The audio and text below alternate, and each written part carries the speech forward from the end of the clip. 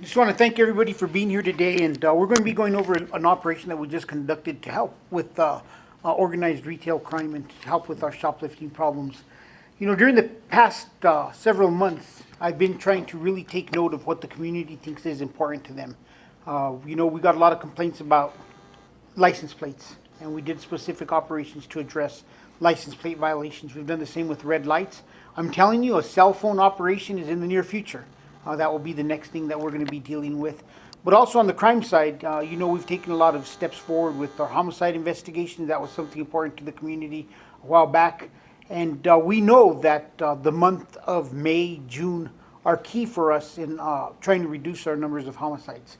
Those are the months, May of 2022 was the month that we had the most homicides ever in 1 month period in the city of Albuquerque. So you may ask, how is this impacting some of those homicide rates?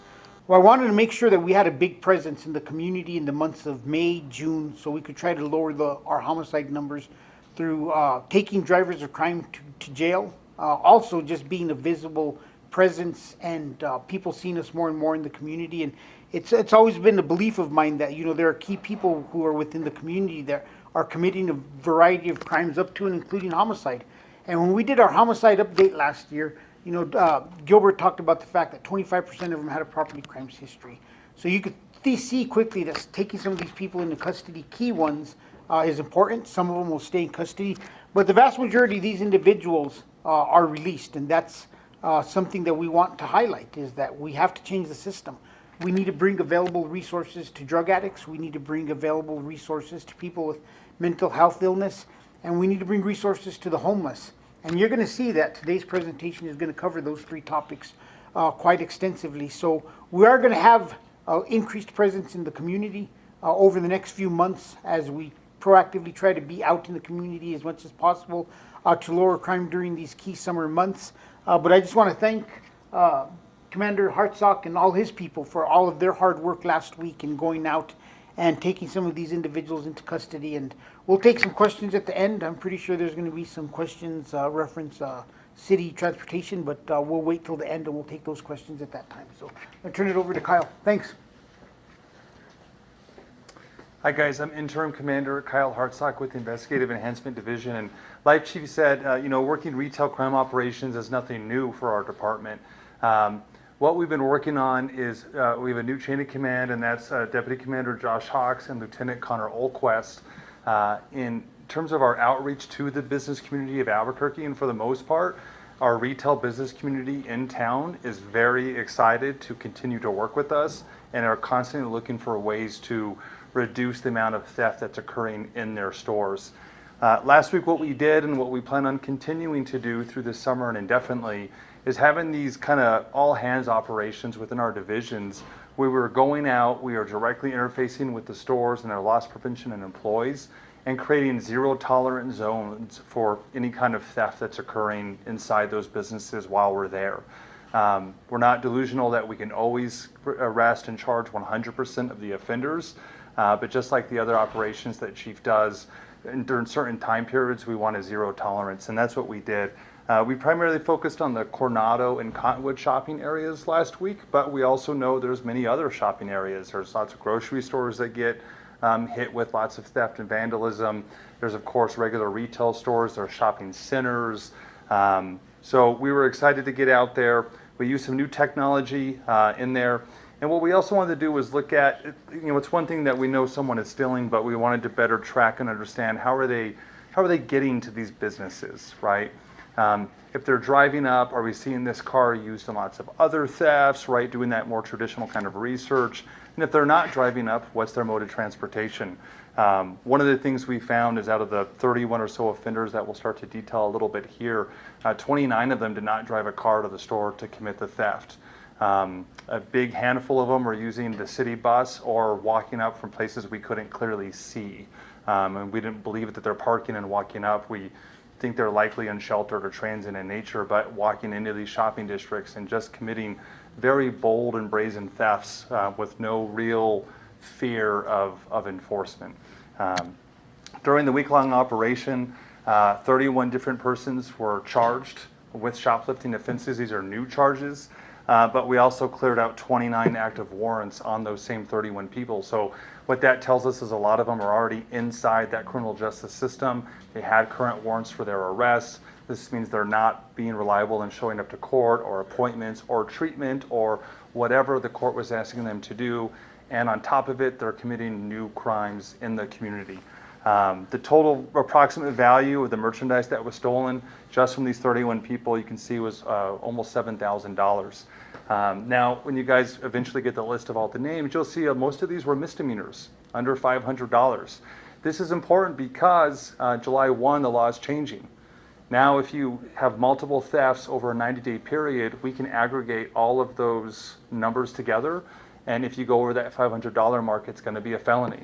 Our detectives and officers very much plan on aggressively using this law.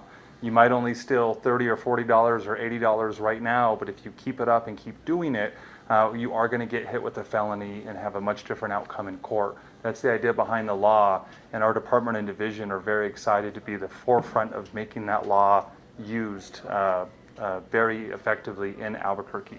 A couple of the arrests we want to highlight. The highest dollar amount we had was from Mr. Wayne Toya from Kohl's, $691, and again, he just walked up to the place, no obvious car, and took that merchandise. Once he was contacted by police, he was compliant and immediately gave all the property back up, but again, a lot of these guys were operating with a ton of confidence that nobody would stop them as they committed these crimes, and we definitely want to change that attitude and behavior.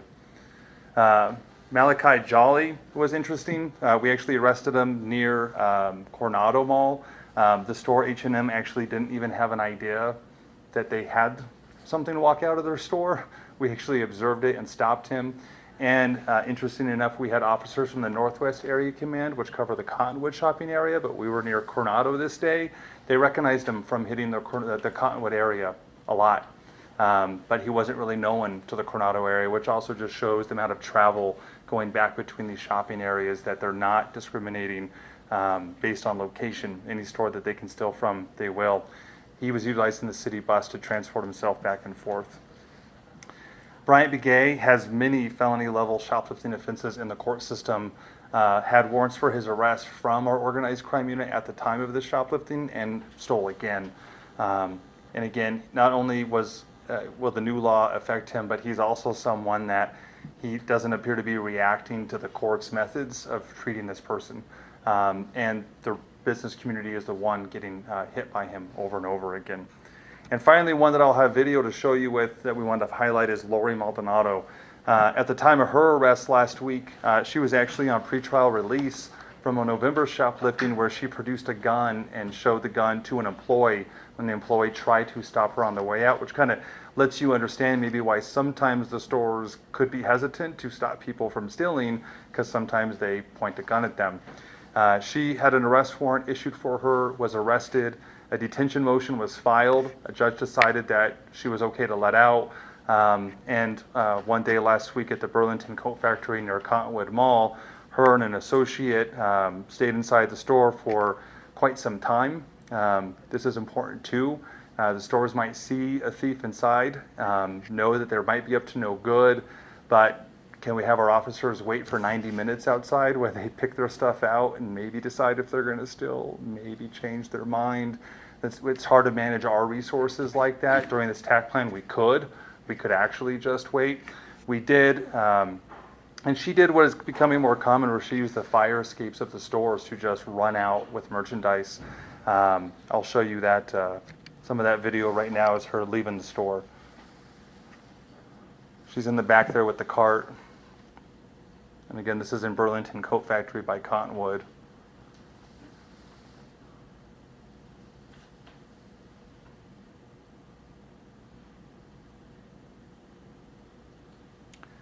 Now, unfortunately for Lori, what she didn't know, her day was going to get worse because several of our detectives were outside in communication with loss prevention in the store. We watched her leave the store, and we'll show you a video of our, from our vantage point of her now getting out with her co-conspirator who drove the car up to pick her up. Flipping around to go east again.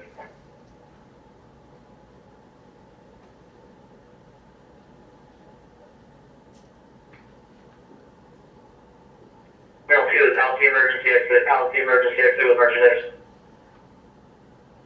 They'll be taken off east. They're both in the car.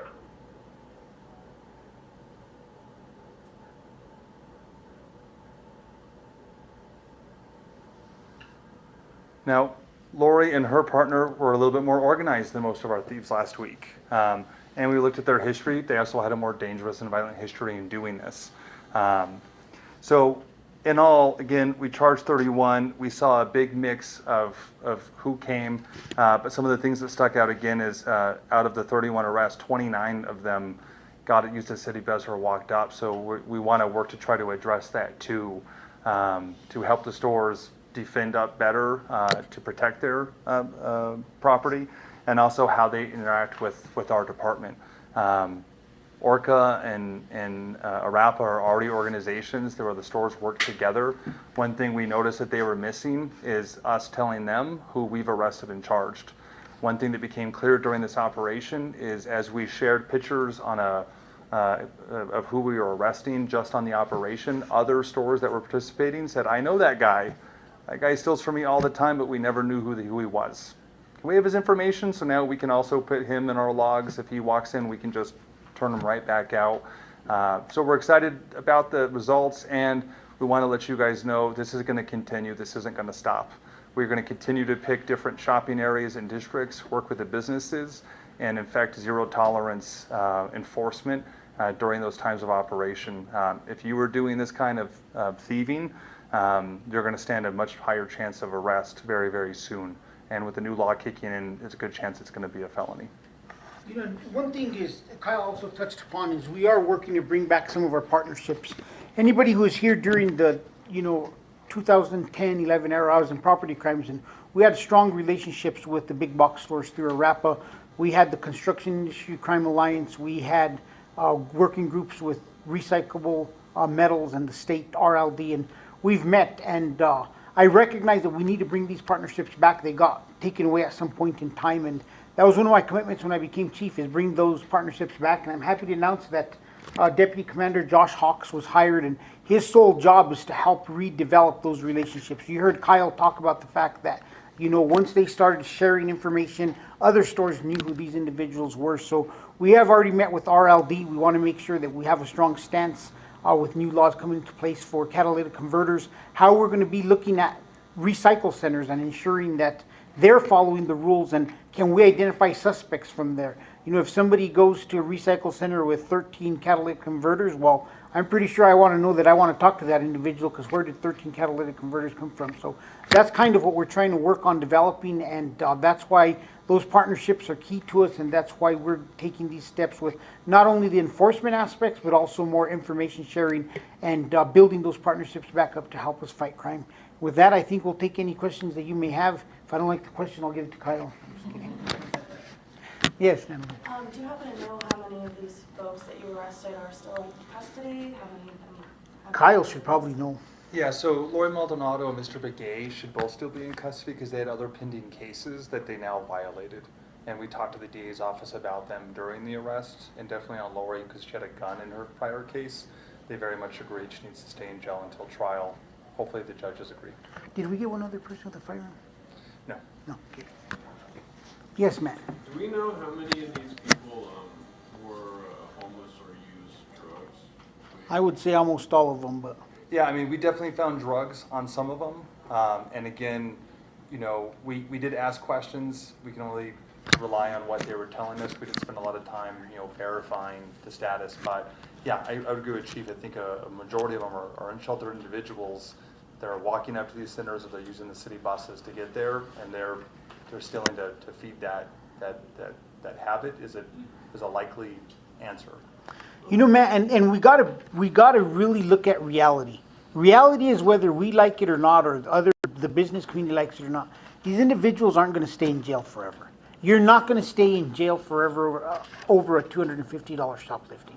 We could add them all up, and you're still probably not going to be able to stay in jail for a felony shoplifting. That's not how our system is set up. But we're doing an injustice for our individuals who have substance abuse problems, our individuals who have mental health issues, in the fact that we're releasing them back to the community without the proper resources to help them overcome that addiction. As long as they have that addiction, they're gonna continue to create issues and they're gonna continue to shoplift. We need to build a system in this state where individuals are released to the right resources and they could get the substance abuse help that they need or the mental health help that they need, because we know those two issues go hand in hand with a lot of the shoplifting that you see. Yes, we'll start over here and we'll go across. How many officers were dedicated to this operation? That's a Kyle question. It varied. We worked with our problem response teams, our PRT units, which are patrol marked units in the area commands, and we generally had available a dozen or so detectives, but it would change day to day. So at any given time, there was probably 10 to 15 officers and detectives working this operation. Was anyone charged with felony shoplifting after this operation? Several of the individuals were charged with felony shoplifting. A majority were misdemeanor shoplifting, but also had warrants, so they still went to jail. Did you notice any patterns in what merchandise was being stolen? Any hotspots, specific stores being targeted more than others? No, I mean, there's a lot of clothing, but we had people walk out with Instapots, comforters. I mean, one guy wore like overalls 2 sizes too big and was just whatever would fit in his pants he put in there. But we also saw that Kohl's at Coronado was subject to a little bit more. It is the closest one to the transit center. It is a direct line of vision shot if you're not familiar with it to it, and it's the closest store you can get to. So I think just opportunity and ease of access was part of this. Matt? Obviously, like shoplifting is a crime and people can't just commit crimes and not face any kind of punishment. Obviously we have these stricter penalties with organized retail crime. They passed legislature. You talk about having resources in place for these people. Is there a concern from police that without those resources in place, moving forward with these stricter penalties could result in a revolving door of people going into prison for like what's a drug-related crime and then becoming a more violent criminal or maybe committing worse? Matt, that is a great question. And I'm so glad you asked that because it is a concern of mine. And I've talked to several state legislators. I know the goal was not to create a pipeline to prison. That's why we got rid of bail and people are able to get out of jail. That's why we have detention hearings.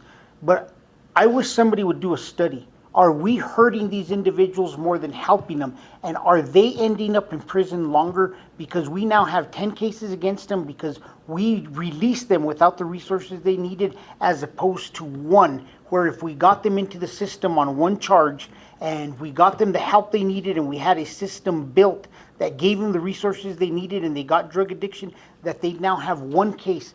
But these poor individuals, they're still drug addicts. And they get released, we arrest them again, and I see the pleas come down. Now you have somebody pleading to 10 cases, and I guarantee you they're going to get more prison time. So yes, I think that everybody thought they were helping individuals and reducing the pipeline to prison by saying, we release you back into the custody and we're not going to keep you in jail. But I think in reality, we're seeing the opposite. They're ending up with longer prison sentences when it finally gets to the point of this case getting to court, and we've set them up for that because we're arresting them over and over again and never treating the underlying issue, which is drug addiction. But you agree that the system does not have those resources really quite in place? The system doesn't have those resources, and you've heard us talk about it. Pre-legislature this year, there's a substantial amount of money involved this year.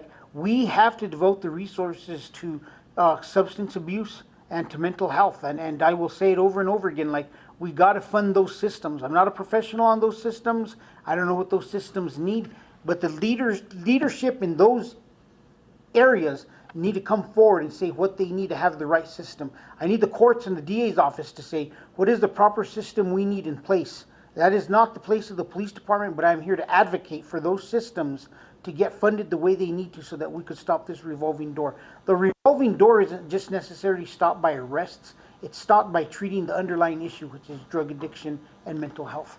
I have one more question. Do we know what these people do with these goods on, for the most part? Is it they're taking it to a certain person who fences it, or are they just kind of walking around the streets and selling it to the people they come across? Do we know kind of what they do with these? Go ahead. That's definitely part of what we want to understand better too.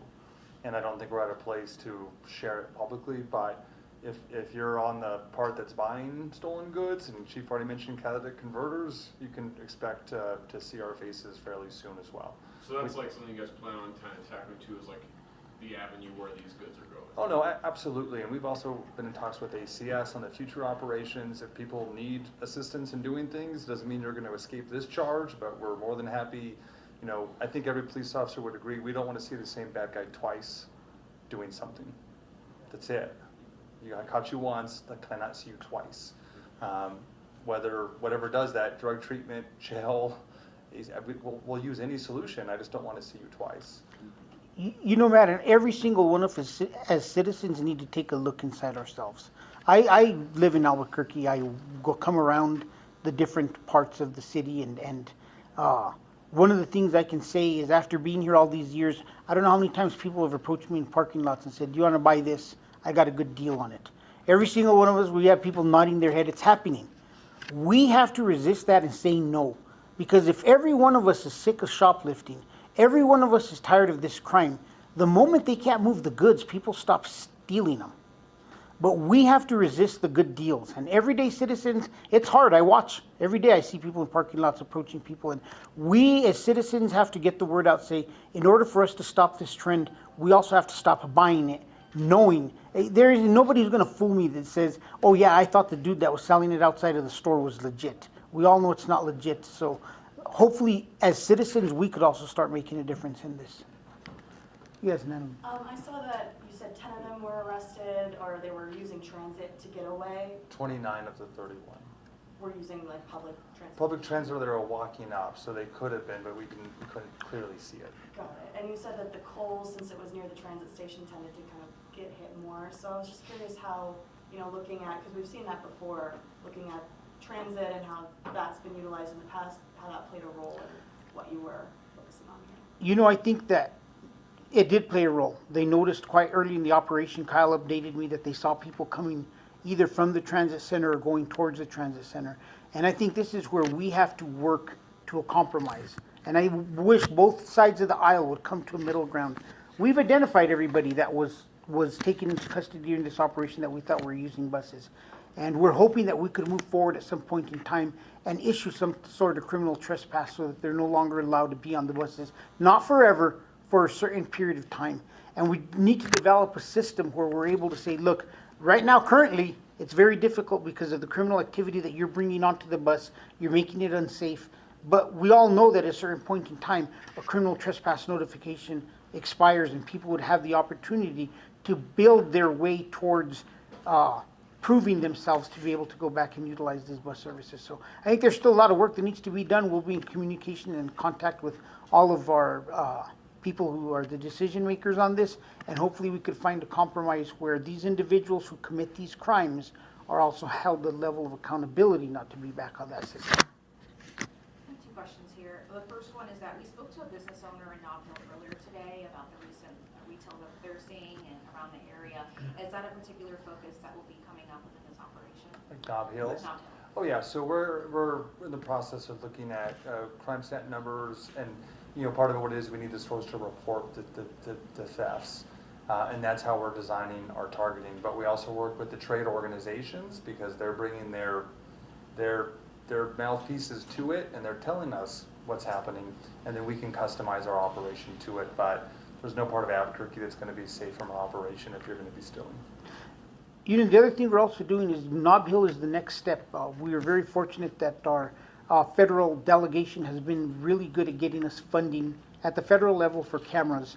We've taken big steps forward in installing cameras all along Central in the downtown area, and there's very few places that we don't have some kind of site with. There are always going to be blind spots, but our next step is the Nob Hill area, and we already have a plan to implement more cameras along Louisiana on between I-40 and Manal. So we are working towards also using the upgrading technology, because in a couple of weeks we're going to have a press conference just discussing all the technology we brought in and how it's assisted us in a variety of cases.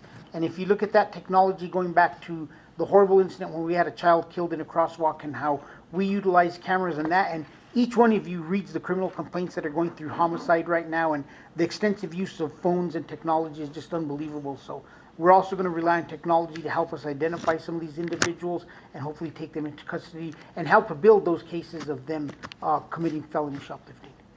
I know we've been talking about the big box stores. So stores like Walmart obviously have changed their operating hours, even sometimes closing down because of the recent crime there.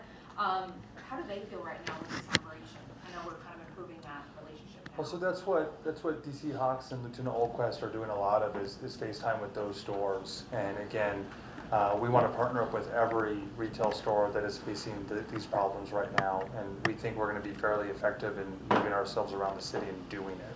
But I can tell you the business community and the meetings we go to are very excited about this and very receptive in wanting to partner with us. And they understand a lot of the rural challenges that Chief talks about with the justice system, and we help explain those processes to them because we need them to stay engaged as well.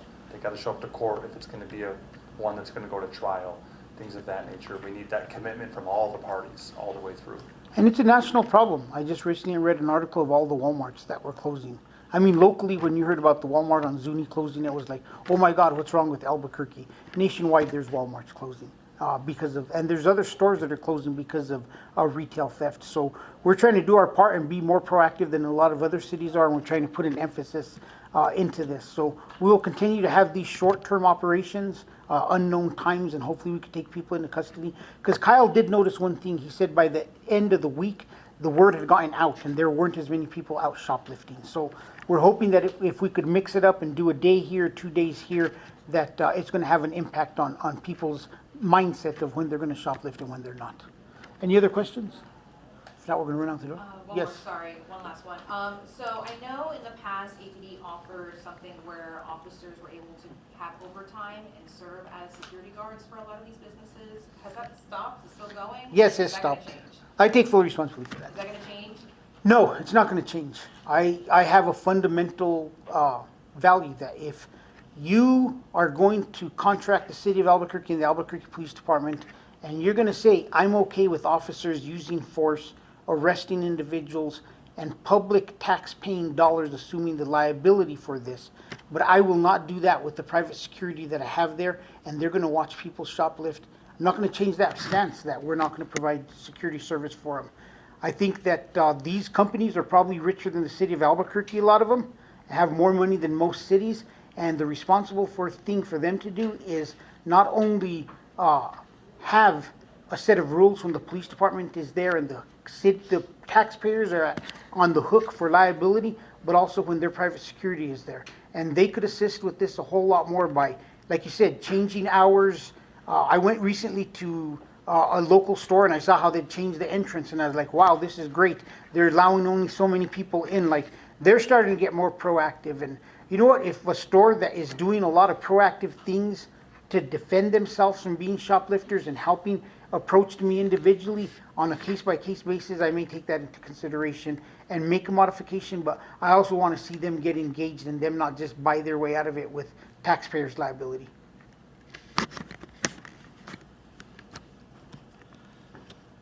Everything else good? Right. You guys be safe. Matt, you have a second.